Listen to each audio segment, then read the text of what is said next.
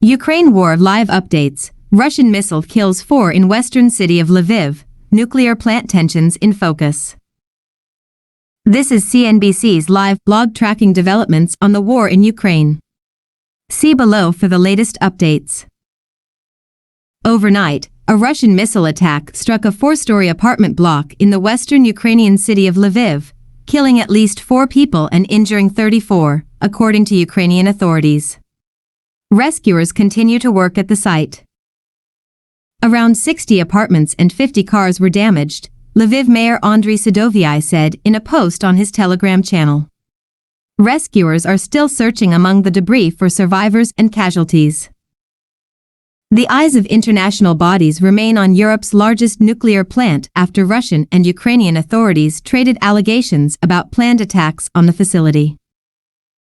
Local resident Mikhail looks out from his house destroyed by Ukrainian strikes in the village of Novaya Tavolzenka, near the border with Ukraine in the Belgorod region, on July 4, 2023.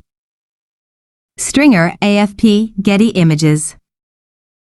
Tensions have escalated in recent days regarding the Russian-held Zaporizhzhia nuclear plant, as fighting intensified in the surrounding area and Russian and Ukrainian authorities accused one another of planning attacks on the facility. Ukrainian President Volodymyr Zelensky warned of dangerous provocations from Russian forces holding the plant.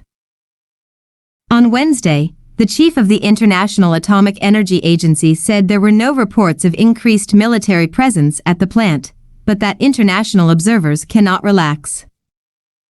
14 minutes ago. Human Rights Watch, both Ukraine and Russia harming civilians with cluster bombs. An aerial view of the destruction of residential buildings on September 20, 2022 in Izium, Ukraine. Paula Bronstein, Getty Images. Human Rights Watch on Wednesday accused both Russian and Ukrainian forces of causing civilian casualties through the use of cluster munitions. The organization found that Ukrainian cluster bomb attacks on Russian-controlled areas in and around the eastern Ukrainian city of Izium in 2022 caused multiple casualties among Ukrainian civilians, while Russian forces have extensively used cluster munitions in Ukraine, killing and injuring many civilians. Cluster munitions used by Russia and Ukraine are killing civilians now and will continue to do so for many years, said Mary Wareham, acting arms director at Human Rights Watch. Both sides should immediately stop using them and not try to get more of these indiscriminate weapons. The U.S. government is considering a request from Ukraine for the transfer of stockpiled cluster munitions.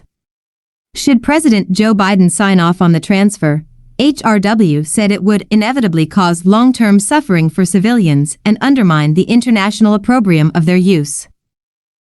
Elliott Smith.